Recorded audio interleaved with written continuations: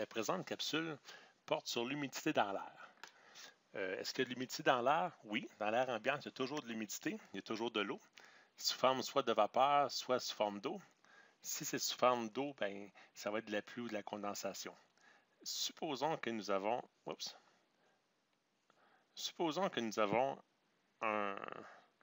une échelle de 0% à 100% d'eau d'humidité qu'on peut avoir dans l'air. 100% d'humidité, c'est comme s'il mouillait en fait, ou s'il y a de la condensation. Ça, c'est comme de la pluie.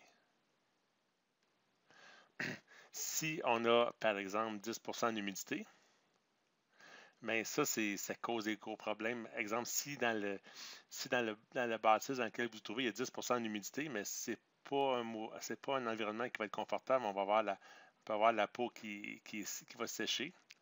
On va avoir des craquelures. On va avoir le nez qui saigne. C'est pas vraiment idéal. Si le taux d'humidité est de 50%, là, c'est confort. C'est le fun, c'est le confort c'est ce qu'on souhaite avoir. À plus ou moins 10%, il n'y a pas de problème. Puis si, par exemple, on a, j'exagère peut-être, 90%, s'il fait chaud, mais là, ça va être très humide, ça va être pas confortable. Ça va être humide pas mal. Donc, le pourcentage d'humidité dans l'air va vraiment influencer le confort de la personne dans son environnement. Mais il y a aussi l'humidité dans un système pneumatique. Si on a un système qui est très humide, si l'air est très humide dans un système, bien, ça peut favoriser la rouille dans les conduites, dans les composantes. Il peut y avoir des gouttelettes qui se forment qui vont venir réduire la performance d'un équipement. Ça, c'est une chose. Puis l'autre chose aussi, ça peut être aussi si on veut induire de l'air comprimé dans un procédé ou dans un produit. Parfois, c'est important qu'il n'y ait aucune humidité ou très peu d'humidité. Donc, c'est important d'être capable de contrôler le taux d'humidité qu'on va rentrer dans un produit. Maintenant, il y a plusieurs façons de quantifier la quantité d'eau qu'il y a dans l'air ou la quantité de vapeur. Il y a la façon relative, comme on vient de le faire, en termes de pourcentage, de 0% à 100%. Ça, c'est la capacité maximale que l'air peut contenir en eau. Puis, il y a aussi les méthodes, les mesures qu'on pourrait dire absolues, qu'on pourrait nommer en termes de, souvent, c'est nommé en termes de grains d'eau. Des grains d'eau, l'abréviation, c'est des grains, GR. Puis ça, un grain d'eau, c'est à peu près égal à 65 mg d'eau. Il y a deux facteurs qui influencent la capacité que l'air peut contenir en eau. La première, c'est la température. Oups. La première, c'est la température. Je vais effacer ça, désolé. Je recommence. La première, c'est la température. Puis l'autre, c'est la pression. La pression. Donc, plus la température descend, plus la capacité, on va remarquer ici capacité, de contenir de l'eau, capacité en eau, plus que la température descend, plus que la capacité de contenir de l'eau diminue. Puis plus que la pression augmente, plus que la capacité de contenir de l'eau diminue aussi. Donc, on va commencer par regarder l'effet de la température. La température, on peut le voir facilement dans des phénomènes de tous les jours, en fait. Imaginons que vous êtes sur une terrasse, puis il y a une bouteille, vous avez votre bouteille de limonade, puis il fait 30 degrés dehors. Imaginons qu'il fait 30 degrés Celsius. Puis, votre bouteille est à, mettons, 10 degrés Celsius. Bien, le liquide est à l'intérieur est à 10 degrés Celsius, puis tout autour de la bouteille, il va se former une petite couche d'air qui va être, qui ne sera pas à 30 degrés Celsius, mais va être quelque part entre 10 degrés Celsius puis 30 degrés Celsius. Fait qu'il y a une petite couche d'air ici. Mais toute l'air partout sur la terrasse, elle va être quand même à 30 degrés Celsius. Fait que l'air qui va s'en venir vers la bouteille ici, à 30 degrés Celsius, elle va frapper une zone à plus basse température. Puis cette température-là, ça se peut qu'elle ne soit pas capable de contenir l'humidité. Par exemple, admettons que l'humidité relative de l'air, mettons qu'on dit qu'à 30 degrés Celsius, l'humidité relative est, disons, 70%. Mais peut-être que rendu à 15 degrés Celsius, l'air qui est ici, que l'humidité relative elle va être rendue à 100%, parce que l'air est plus froide, donc elle n'est pas capable de contenir autant d'eau, puis elle va condenser.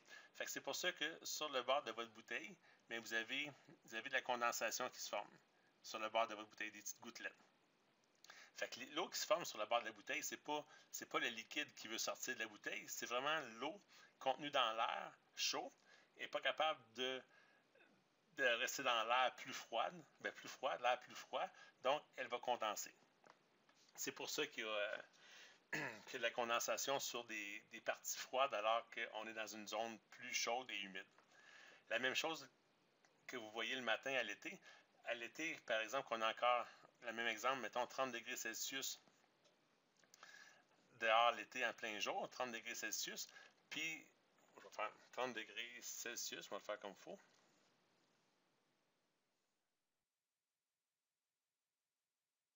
Je vais me pratiquer en même temps. 30 degrés Celsius, avec un taux d'humidité encore, mettons, de l'humidité à 70%. Mais ça, c'est le jour. Mais ça se peut que le soir ou la nuit, mettons, si la nuit, la température descend à 20 degrés Celsius,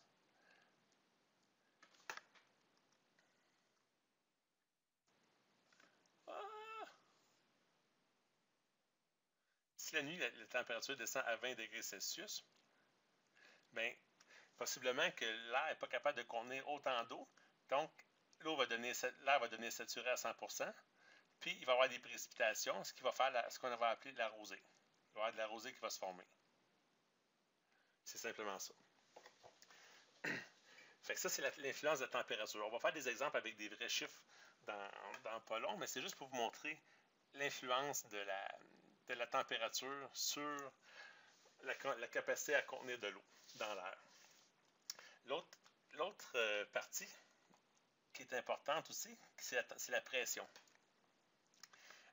Pour mieux l'expliquer, on peut considérer que l'air, c'est comme une éponge. Imaginons qu'on a une éponge comme ça, puis qu'on a des grains d'eau dedans. Mettons qu'on a, je sais pas, mettons qu'on a 6 grains d'eau. Puis, supposons qu'à 6 grains d'eau, on va dire que l'éponge est saturée à 50%. Ça veut dire que pour que l'éponge soit saturée à 100%, il faudrait rajouter encore 6 grains d'eau pour que l'éponge soit à 100%. Pour 100%. Mais si, par exemple, on a juste 50%, on ne rajoute pas d'eau. Si on vient comprimer l'éponge, on vient la serrer de tous les côtés. Mettons qu'on vient serrer l'éponge, puis là, on la réduit de volume parce qu'on vient la squeezer, on vient la serrer. Bien, on a le même nombre de grains d'eau, mais avec moins d'espace. Donc, si on réduit le volume de moitié, bien, en réduisant le volume de moitié, on va avoir 2 fois plus de grains d'eau pour un volume 2 fois plus petit, donc on va devenir saturé à 100%. Puis si on écrase encore plus l'éponge, si on la squeeze, si on veut, encore plus, mettons qu'on met l'éponge encore plus petite, puis qu'on la squeeze comme ça, pour avoir juste ce volume-là d'éponge, mais ces grains d'eau-là, les 3 qui sont ici, ils n'ont plus de place dans l'éponge. Fait qu'est-ce qu'ils vont faire? Ils vont tomber. L'éponge va s'égoutter. Donc, si on comprime l'air de plus en plus, elle devient saturée. Puis si on la comprime encore plus, on va faire de la condensation dans l'air ou dans l'éponge, elle va dégoûter. Fait que c'est la même chose avec de l'air. Si on la comprime trop, à un moment donné, elle ne sera plus capable de contenir l'eau dedans, puis elle va dégoûter. Si un coup qu'on a squeezé l'éponge, je cherche le mot en français, un coup on a écrasé l'éponge, pour qu'il y ait 3 gouttes qui tombent, 3 grains d'eau, puis on la détend à la grandeur qui était initiale, mais là, il va rester juste 3 grains d'eau, parce qu'il va y en avoir 3 qui vont avoir tombé. Fait que la même éponge, qui était à 50% avec 6 grains d'eau, mais là, elle va avoir juste 3 grains d'eau, donc un coup détendu, l'éponge va être rendue à 25% d'humidité relative. Fait que voyez-vous, en comprimant l'éponge, on peut faire sortir de l'eau, puis en la détendant, ben, on est capable d'assécher l'air. Fait que l'exemple de l'éponge est vraiment applicable pour l'air comprimé, c'est vraiment comme ça que ça fonctionne. Maintenant, la science qui concerne la quantité de vapeur qu'il y a dans l'eau, puis comment calculer tout ça, ça s'appelle la psychrométrie.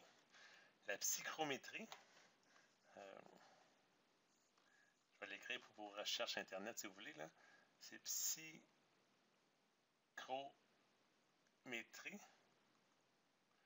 avec un R. La psychométrie, ça c'est des tests psychologiques pour quantifier des comportements ou des attitudes psychologiques. Mais la psychrométrie, c'est ça qui a rapport avec la quantité d'air ou d'eau qu'il y a dans les systèmes. La psychométrie est quand même très large. Ça ne sert pas juste à calculer l'humidité dans l'air, mais ça calcule aussi la quantité d'énergie qu'on a besoin pour chauffer un bâtiment et tout ça. C'est quand même assez large.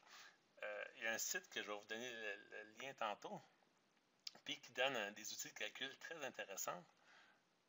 Un outil de calcul très intéressant plutôt. Puis, ce que ça nous donne comme calcul, c'est ces genres de tableaux-là. En fait, dans la psychrométrie, on a plusieurs systèmes. Nous, ce qu'on a besoin, c'est pas tout ça pour l'air comprimé, mais je vais quand même vous le dire. Ce qu'on a besoin, c'est cette température-là, le dry bulb. Ça, c'est la température que vous avez sur le thermomètre. L'autre qu'on a besoin d'utiliser, c'est l'humidité relative. L'autre qu'on a besoin d'utiliser, qui peut être pratique, c'est le DP, c'est le dew point. Puis ça, c'est la quantité de grains par pied cube. Donc, le dry bulb, ça, c'est la température que vous avez sur le thermomètre que vous connaissez standard. Pour faire la différence entre le wet bulb, que nous, on ne s'en servira pas, mais ça, c'est la température minimum qu'on peut avoir quand il y a de l'évaporation maximum qui se produit. Quand vous sortez du bain, par exemple, ou de la piscine, vous êtes mouillé, vous sentez que c'est plus frais que quand vous êtes sec. C'est justement parce que l'humidité qui est sur votre peau s'évapore. En s'évaporant, elle vient arracher de l'énergie à votre corps qui se traduit en abaissement de température. En fait, c'est pour ça qu'on transpire. Quand vous transpirez, le mécanisme du corps fait que quand il y a chaud, il fait de la transpiration s'évapore, puis ça refroidit le corps.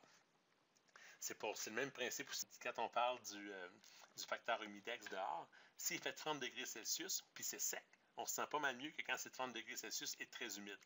Parce qu'à 30 degrés Celsius et humide, l'humidité sur notre peau n'arrive pas à s'évaporer aussi facilement, donc on respire avec notre transpiration, puis notre température corporelle ne peut pas s'abaisser aussi facilement. Bref, ça c'est la température wet bulb, mais qu'on ne s'en sert pas dans notre cas ici pour l'air comprimé. L'autre partie, ça c'est les quantités de grains par livre d'air, on n'a pas besoin non plus. L'humidité relative, on en a parlé, mais on va en revoir tantôt. Le dew point, ça c'est la température de dew point. Le dew, ça ça veut dire rosé en français. C'est le point de rosée.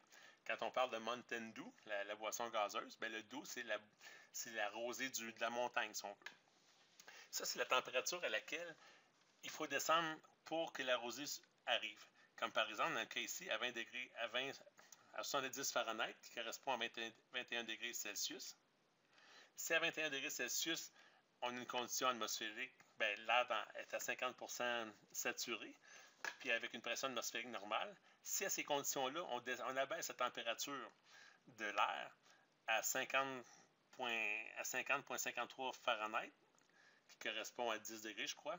Si on vient à peu près à 10 degrés Celsius, ben là, il va commencer à avoir de la rosée. Donc, s'il fait 21 le jour, puis on descend à 10 degrés, ben, le soir, il va y avoir de la rosée qui va se déposer sur le gazon ou partout, en fait. Ça, c'est le dew point. Le reste, le BTU, ça, c'est comme l'énergie qui est présente dans l'air. C'est l'énergie qu'on a besoin de fournir pour monter en température. Donc, plus l'air est humide, plus que c'est dur à chauffer. C'est en fait ce que ça dit, c'est la pression de vapeur. Ça, c'est plus pour faire calculer l'énergie qu'on a besoin pour chauffer ou pour climatiser, en fait. L'autre partie, c'est des grains par pied cube. Ça, on va s'en servir beaucoup.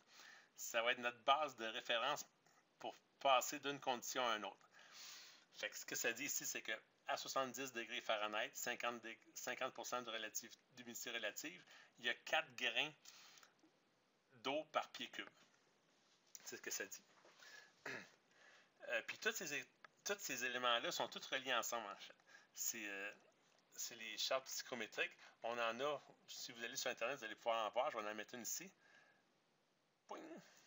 Ici, la charte psychométrique. Je vais l'effacer, ça ne sera pas long. Là. Fait que vous voyez que toutes les températures sont reliées ensemble. Bien, pas les températures, mais toutes les caractéristiques. Il y a le dry bulb. Vous avez ici, sur cette ligne-là, ici, vous avez l'humidité relative. Vous avez le volume spécifique de l'air, vous avez la température du web bulb. Fait que tout ça, c'est relié ensemble sur un abac qui est quand même assez complexe, mais qui ne nous sert pas, nous, cet abac-là, parce que cet abac-là est fait pour 14,7 PSI, alors que nous, on va faire varier beaucoup la pression, on va la faire monter à 600 PSI, par exemple. Donc, cet abac-là ne sera plus utile. C'est pour ça que je vous le montre comme ça. Ça, c'est utile pour faire de la climatisation ou du chauffage de bâtiment, mais nous, elle ne nous sert pas. Fait que je l'enlève. À la place, on va servir de cet outil de calcul, l'outil de calcul que je viens de vous montrer, puis qui calcule tout ça automatiquement. Donc, si on commence avec, en fait, je vais rajouter deux autres conditions.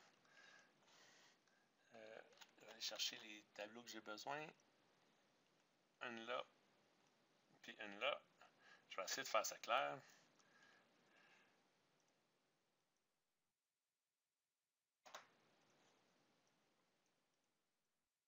Voilà. Et voilà. OK. On a trois conditions. On va l'appeler, par exemple, T0, au temps 0, au temps 1 et au temps 2. Et une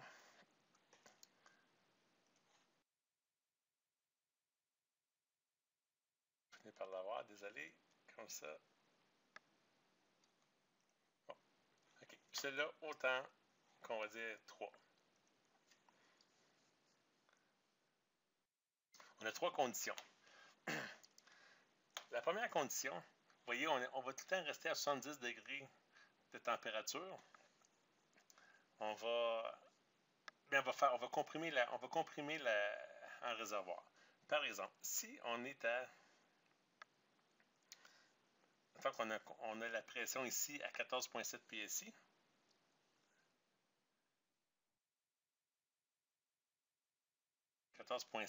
puis on imagine qu'on a 4 grains d'eau dans cette partie-là ici. À 4 grains d'eau, on peut dire qu'on est à 50% d'humidité relative. Si on vient diminuer le volume par 2, si on comprime le réservoir en deux, par 2, imaginons qu'on vient... Oups! Imaginons que le réservoir est 2 fois plus petit. Bien, on a toujours 4 grains d'eau dedans.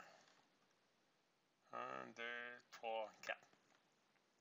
Mais là, on est à 29 PSI, 29,4 PSI, qui est carrément le double de la condition T1. Fait qu'on est 2 fois plus comprimé. Ce que ça nous dit ici, c'est qu'on est pratiquement à 100% d'humidité relative. Voyez-vous, c'est marqué ici 100% d'humidité relative. C'est normal parce que on a, comme le principe de l'éponge, il n'y a pas d'eau qui est sortie, on a diminué de moitié le volume, donc le nombre de grains d'eau par volume vient de doubler. On peut l'expliquer facilement par P1V1 est égal à P2V2. Si, mettons, on dit P1V1 est égal à P2V2, on sait que si le volume P1V1 sur P2, donc si la pression augmente par 2, ben on vient de diminuer le volume par 2. C'est carrément cette formule-là qui s'applique. Une autre façon de le voir, c'est que si à 14,7 PSIA, on a 4,045 grains par pied cube. C'est ce qu'on voit ici, 4.045. Alors, si on double la pression à 29.4 PSIA, on a toujours 4.045 grains, mais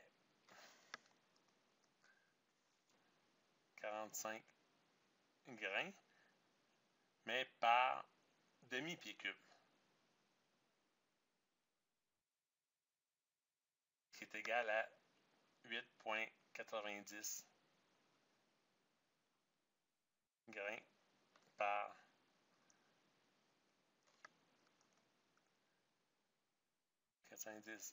grains par pied cube. Fait que les 8.90 grains qu'on a correspond à celui-là ici. Maintenant, si on continue la compression, maintenant on est à, ça vient de faire T1. Si on regarde T2 maintenant,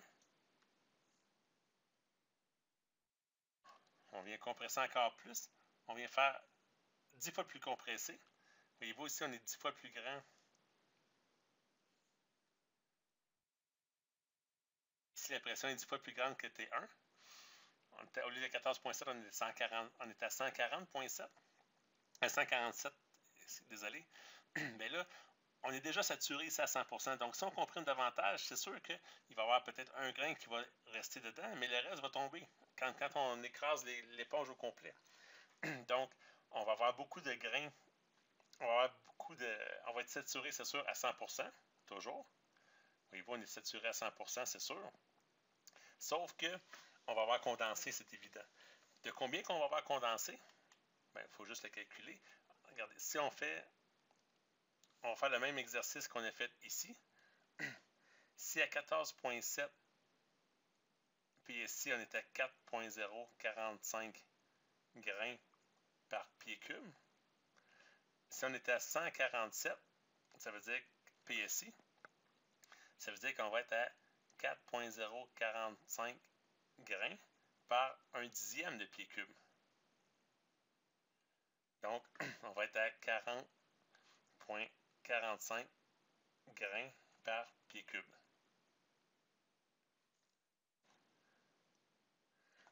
Par contre, ça c'est la valeur que ça nous donne ici. Mais quand on regarde sur la charte ici, on voit que le maximum à 100%, c'est 8.3. Donc, ici, là, on ne peut pas avoir plus que 8.3 grains par pied cube. Donc, ici, vu que l'ensemble de ça était 40, si tout ça c'est 40.45 grains par pied cube, donc on sait qu'ici qu'on a 40.45 moins 8 qui donne 32.6 grains environ par pied cube. Donc, on sait qu'il va y avoir condensé 32.36 grains par pied cube. Donc, on vient d'assécher notre éponge, on vient d'assécher l'air par le même fait. Donc, si on veut redétendre l'air comme elle était initialement, si on vient faire le triangle initial, pas le triangle, mais le rectangle initial,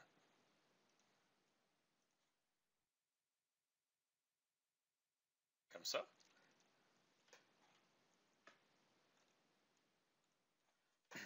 Initialement, on avait 4 grains pour 50% d'humidité. Maintenant, en le détendant, on va avoir moins de grains, c'est évident. Combien on va en avoir, on ne sait pas. C'est ce qui correspond à la case, pas à la case, mais à la condition T3. Puis ce qu'on fait pour faire la relation entre T2 et T3, ça c'est la partie qu'il faut bien comprendre, c'est que on sort encore de la relation du grain par pied cube. Donc, on sait qu'on a 8.3 grains par pied cube à 147 PSI. Donc, si on diminue le volume par 10, la densité va diminuer par 10 aussi. Donc, ici, voyez-vous, c'est environ, j'essaie de trouver les chiffres qui vont donner 10 fois plus petit que ça. Juste parce que le ratio entre celui-là ici et celui-là, c'est 10 fois plus petit. Donc, Ce que j'ai fait, c'est que j'ai joué la température, on disait qu'on la gardait constante. La pression, on savait que la nouvelle pression devait correspondre au nouveau volume qui était de 14,7 PSI. Donc, il fallait jouer avec le pourcentage d'humidité. Le pourcentage d'humidité ici. Fait que j'ai joué avec jusqu'à temps que je trouve la réponse 0.8334 qui ressemblait à 8.31 divisé par 10. Fait que c'était la façon de faire le lien entre T2 et T3. Puis un coup que ça c'est fait, bien on sait c'est quoi la nouvelle densité. Fait qu'un coup compressé, la densité de grains par pied cube est tombée à 0.8. Donc si on se rappelle initialement, on avait à 14.7, on avait 4.45. Je vais prendre un crayon jaune qui est plus épais. Fait qu'au début, ici, on avait 4.45. On l'a compressé en double sans vraiment précipiter. Donc, la densité, elle a monté la quantité de grains par pied cube a augmenté. Ici, on a monté encore plus en pression, mais on a saturé à 8.3. Fait que tout ce qui dépassait 8.3 grains a condensé. Ce qui fait que quand on a détendu l'éponge à nouveau, ou l'air, bien, on s'est ramassé avec 0.83. Donc, on est passé de 0.45 à 0.83. Puis, si on regarde les températures qui sont associées à ça, ici, on avait 10, à la condition T0, on avait 10 degrés Celsius, du dry bulb, pas du dry bulb, mais du dew point. Puis ici, on a 13,44 qui correspond à peu près à moins 10 degrés Celsius. Voyez-vous, la température, avant qu'il y ait de la condensation dans ce réservoir-là, bien, il faut que la température descende en bas de moins 10 degrés Celsius, alors qu'initialement, il fallait qu'elle descende juste en bas de 10 degrés Celsius. Donc, ça a été la façon d'assécher l'air par cette méthode-là. C'est pas évident, en fait, mais il faut juste comprendre que si on diminue le volume par 2 sans qu'il y ait d'eau qui s'échappe, on vient augmenter la densité d'eau par pied cube. Puis si on comprime davantage, il y a de l'eau qui sort. Puis on va être saturé à 100% dans le petit réservoir qui va rester. Mais quand on va le détendre, par contre, on va le sécher parce que la partie d'eau qui est tombée bien, est partie. En fait, ça c'est vrai juste si on a un purgeur. Ça, c'est un point important. Là. Si, mettons, on a un purgeur, puis toute la quantité d'eau qui sort du réservoir, qui condense, on peut le purger. C'est sûr qu'on va sécher l'air. Par contre, si on n'a pas de purgeur, puis la quantité d'eau qui vient condenser, vient tomber dans le fond du réservoir, mais quand on va le détendre, cette partie-là d'eau va se réévaporer, puis on va retomber à la même condition qu'initiale. Pour sécher l'air, il faut absolument être capable de drainer l'eau qui a été condensée lors du processus. Le site internet qui est très utile pour faire ça, il s'appelle Ouija.com. Je vais écrire ici. C'est www.ouija.com. Quand vous allez sur le site, vous allez dans l'onglet qui est outils, puis vous avez la charte psychrométrique en ligne. Je vais essayer de le mettre en fait, je vais essayer de le mettre ici. Ouf. Je vais le grossir un petit peu.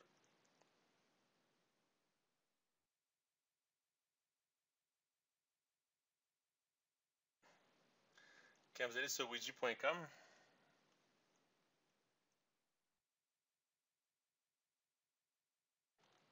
il faut simplement aller il